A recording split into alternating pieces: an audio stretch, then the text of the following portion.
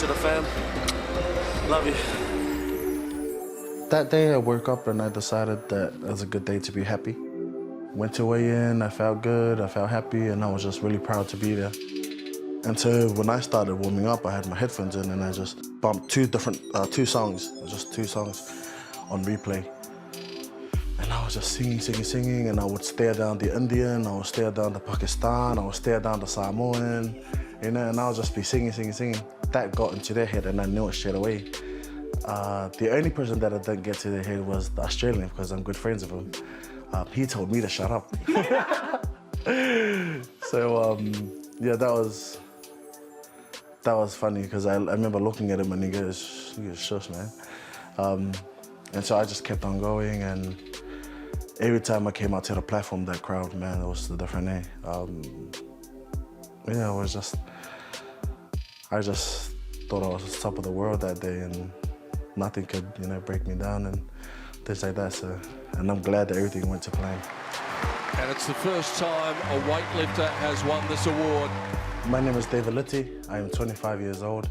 I am Tongan descent, New Zealand born. I am a weightlifter representing New Zealand. I grew up in Tonga, so the only thing I thought I'd ever be was a farmer, because my family's a big farming family. I was never smart at school, I was never a theory person, I was always practical, so automatically I was like, man, you know, when I finish school, I'm just gonna straight to the farm life and carry on with that. And it wasn't until I came to New Zealand where I realized, like, man, people actually have like jobs, you know, like people want to be a police, they can be a police. They want to be a sports person, they can be a sports person, you know? And that's when I started thinking, I was like, man, what the hell was I doing back as a kid, you know? Like thinking, oh man, I'm gonna be a farmer. And so when I came here, I always wanted to be a police, because I always wanted to help people, you know, protect people. And when I found out you had to study for police, I was like, oh, I'll skip that part. And then I went on to wanting to be a rugby player, and then got into weightlifting instead, and I was like, oh, shift that to the side too. And so, yeah, now I'm here and thinking about when I was a kid, it's weird because I never thought this, you know? I never thought that I could be this kind of person ever in my life, yeah. And he's got it! There it is! And you can see the coach. And that's a personal best. And look at it, you'll be able to see her there. She is jumping up and down. Most important things for me is family. They've always backed me 100%. It's crazy, like, thinking about it now. It wasn't an easy journey, you know? Sorry, guys.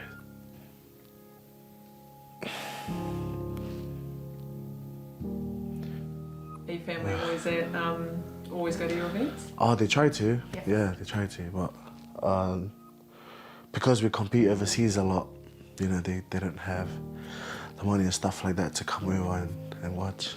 But yeah, it's crazy.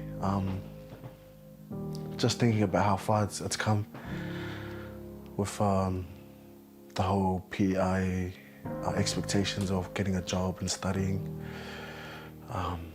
And I've always been proud to have a family that would support me no matter what. And being the second youngest of 11, there's some sort of, you know,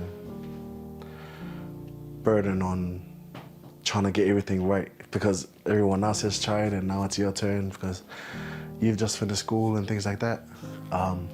And so, yeah, whenever I think about it, it gets me emotional because now I'm here and stuff, and without my family and without Tina, I would never be where I am today.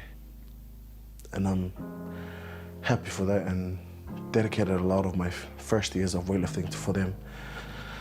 But it's time that I acknowledge myself. My grandpa was really close to me, and when he passed away, I just realized that I need to appreciate myself now. I think we all try weightlifting? Yeah. At one point, we all tried it. Yeah. But he was always naturally, like... Gifted, eh? Yeah, naturally strong. Yeah. Us, we were on the stick for ages. Yeah, it was. He knows the story too, and we just all nah, that's not for us. Mind you, he was in between rugby and weightlifting. Yeah. And so he didn't know what he wanted to do, like he always says in the interviews. But then he picked weightlifting at the end, just because of Tina, I guess. My name's Tina Ball and I'm an Olympic weightlifting coach. In particular, I'm the coach of Strength HQ Weightlifting and also David Liti's personal coach. I'm a coach, I'm a friend, I'm a mentor. You know, he has a wonderful family, and as much as he's part of my family, I feel like I'm part of his family. He doesn't always get the lifts that have been programmed for him. He gets sore, he gets tired like everybody else, but he does the work and he does it with fun, and our music gets us through a lot. David's a fun person. He's always been a person that has fun and enjoys life, and he's happy just to chill.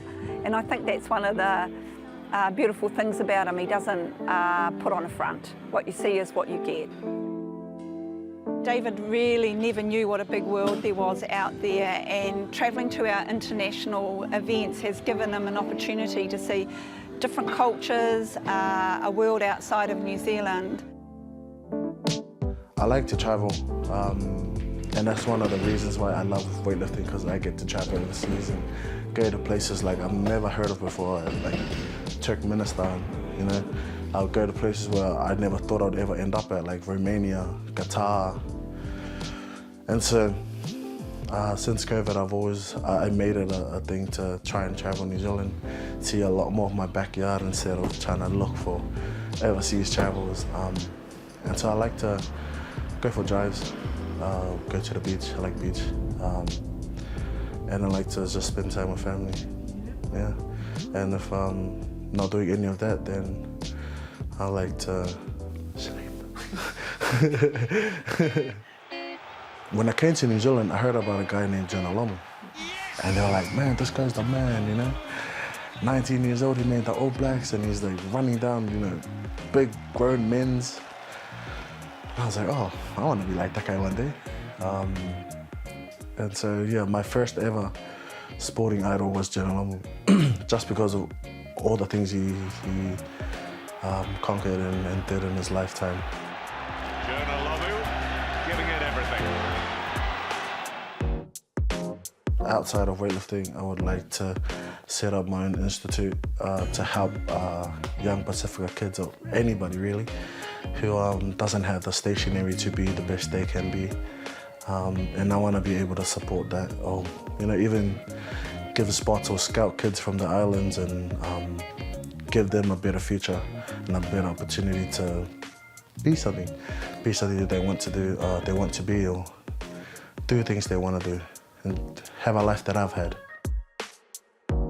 I think it's given him a different career path than he potentially would have gone down, because you know, family didn't understand weightlifting as a sport. There's no money in our sport, but the fact that David wants to make a difference in other people's lives and to help youth, I think that that's been one of the biggest things that weightlifting has helped David achieve. And I know that he just loves being a role model for youth and showing them that there is a better way, you know, because we touch someone's life who touches someone who touches someone else, yeah. Really proud of him, because this is something that I see that he has done, that he's focused on. But yeah, I'm really proud of him. Are you I'm really proud of your brother? Yeah, he's inspiring people, especially island boys, you know, young boys that don't take, especially the weightlifting sport serious. Yeah, I'm really proud of him.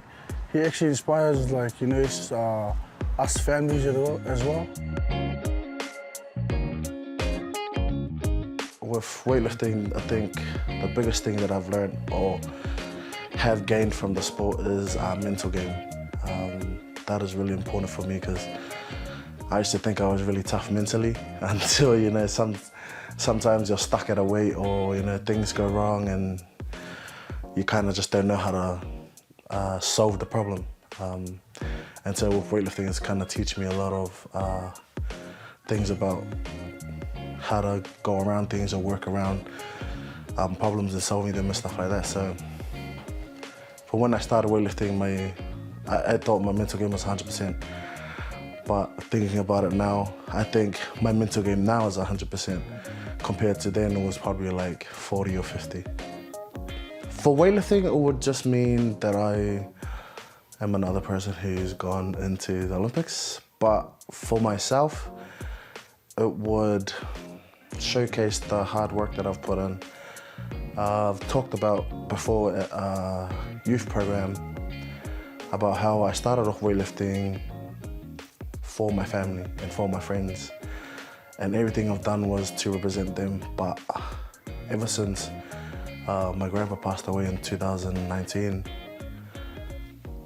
everything has switched to weightlifting now for me.